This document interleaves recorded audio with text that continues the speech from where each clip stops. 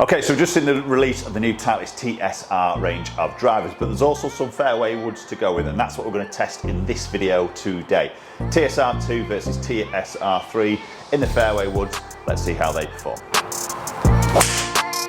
Yes, yes, yes, that is beautiful. That's a little bit of a sneaky bomb at that. So we've got TSR2 and TSR3. There is actually another model which is a TSR2 Plus, which I'm going to cover in a separate video. So Titleist is saying there's some big changes in.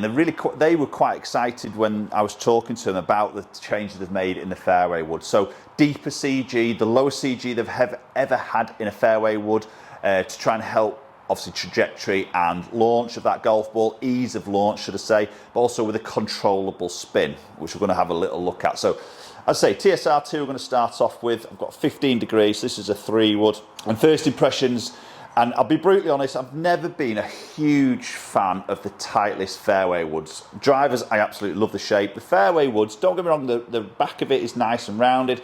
It's just always me, the face just looks a bit, just doesn't sit quite right for my eye. I don't know what it is really. I think it's just a little bit of curvature in that heel and the toe. It just looks like it comes to a V down to the ground, if that makes sense. We've now got score lines which go along the whole of the club face, which they've brought back, which I think is good. Definitely sort of highlights the face a little bit more. Just a small little TSR logo on the top. Okay, that's a little bit of heel, nice and straight. And it's flown pretty decent. But yeah, you see that slight low heel strike. So it'd be interesting to look at sort of spin numbers on these sort of clubs. So that's pretty decent for a low heel strike. We saw some great performance with the drivers in my testing videos, my fitting videos, the videos I did with myself as well. You know, maybe me just hitting that slightly low strike, slightly heel strike. We saw some really good numbers. So as I mentioned, the big change here is this centre of gravity, this weighted screw we can see on the sole, which is positioned forward in the head. And that's now as low as it's ever been in a fairway wood from Titleist. They've actually got a little bit more weight in there, and how they've done that is actually got what they call an open hosel.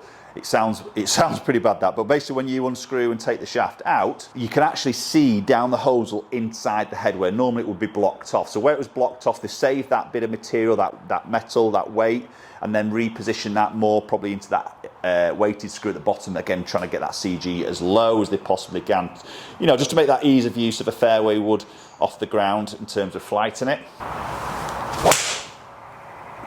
Okay, that's an opposite. So I'm testing the club face here. That was a bit of a toey one, a little bit of a draw through that slight gearing. But again, the flight's pretty good. It's up there quite nice and high and very, very similar number 250 area on that carry. So I think this ease of launch with a fairway wood is always a good thing for most amateur golfers. Typically a 3 wood, it's a tough club to hit off the ground. It's the least amount of loft you're going to have in a golf club when you hit the ball from the ground.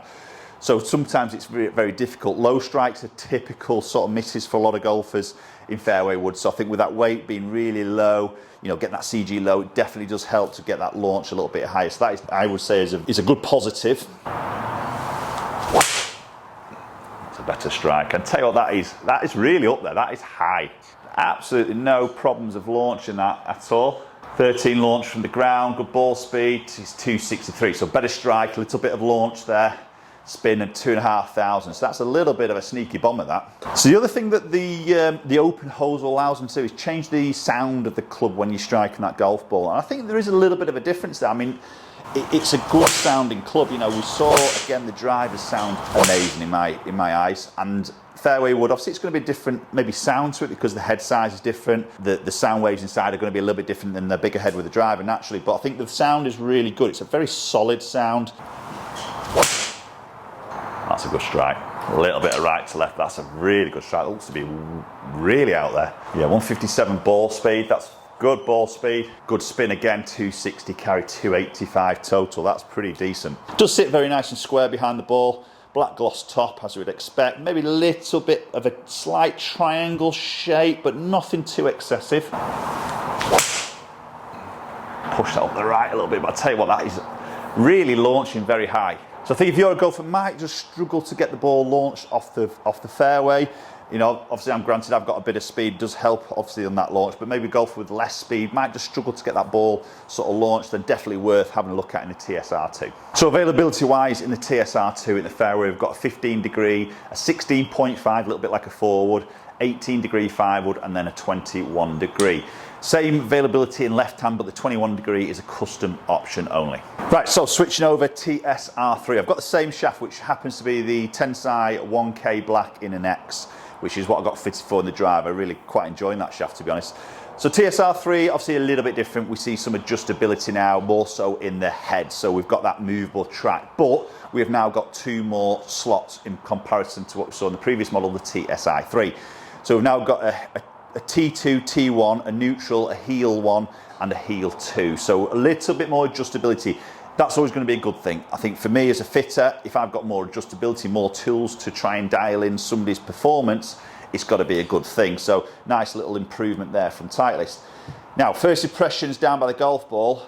Yes, yes, yes. That is beautiful. Very different shape to the 2. Very rounded.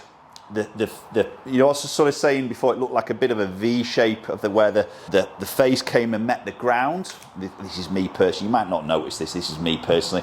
That just looks totally different. Sits beautifully square. That really does tick a box for me. I love the look of that. Very, very appealing. Again, black gloss as we expect. TSR logo on the top. Okay, touch low. Felt a little bit low in the face.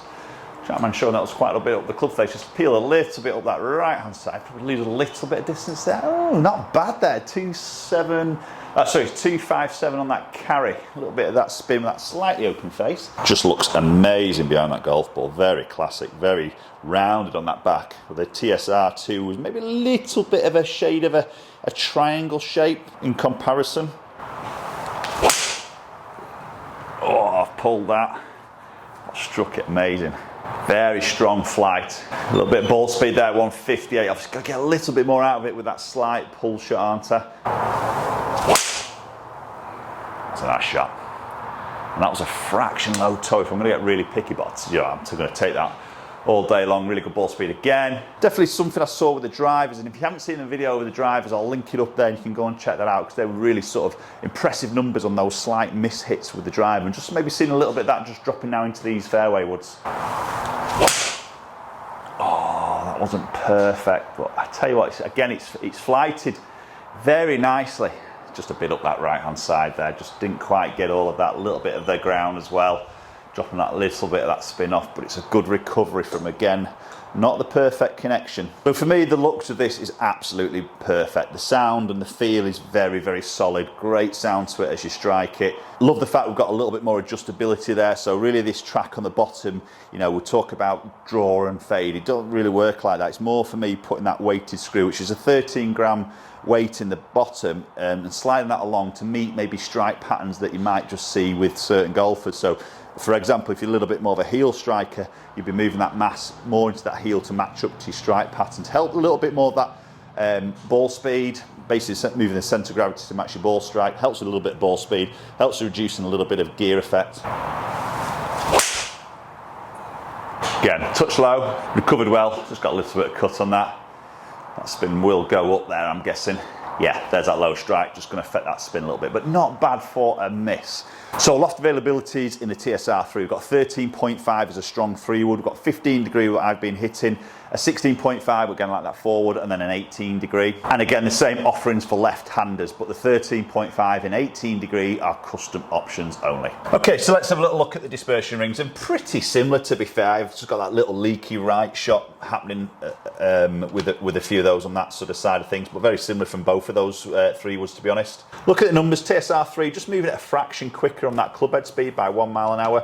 Getting a little bit more ball speed there though, 158 on that with a 3 against the 2, which was quite good, but obviously just launched that a little bit lower, a couple of slight low strikes in comparison. So TSR2 a little bit easier to get the ball flighted, probably slightly better strike patterns. I'm thinking there, because of the better strike patterns, maybe a few more strikes up the club face, my spin was a little bit more controlled. So a bit of a high spins there with the 3, but again I did strike that low in the face, so that didn't help.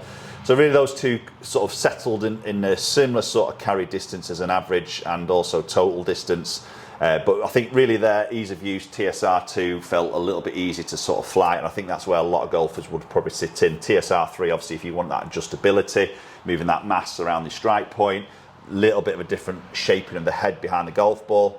that's also a very good option. So post comments down below, let me know your thought. TSR2 or TSR3, which would you go and why? Do comment down below. Hope you enjoyed the video. Make sure you check out my other Titleist TSR videos, which there's going to be quite a few coming your way. If not, they will already be on the channel. Hopefully we'll catch up with you all very soon.